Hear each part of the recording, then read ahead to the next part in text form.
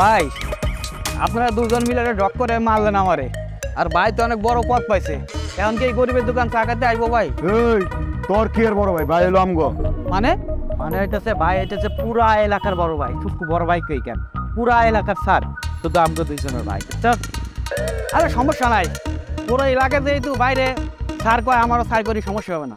Congratulation Jubair ভাইয়া, sorry sir. এই বেড়ে এই অপর বেটা একদম গরম, পুরা এলাকাবাসী মিল্লা সিদ্ধান্ত নিচ্ছে বাইরে কি কইবো, স্যার কইব। ভাই পুরো এলাকার মানুষ যেন চিন্তা তো নিচ্ছে, স্যার কবে বাইরে, আমি স্যার করে কোনো দ্বিধাবোধ নাই। কোনো ভাই দে, দে, দে। মন্টু ভাই এটা কি দিলেন? টাকা দিলাম, 10 টাকা দুটো চকচকা নোট, 20 টাকা দিলাম। ভাই 10 টাকা দুটো চকচকা নোট দেখছি, 20 টাকা দিছে, কিন্তু আমার বিল হয়েছিল 40 টাকা, আপনারা হাফ দিচ্ছেন 20 টাকার মানে কি ভাই?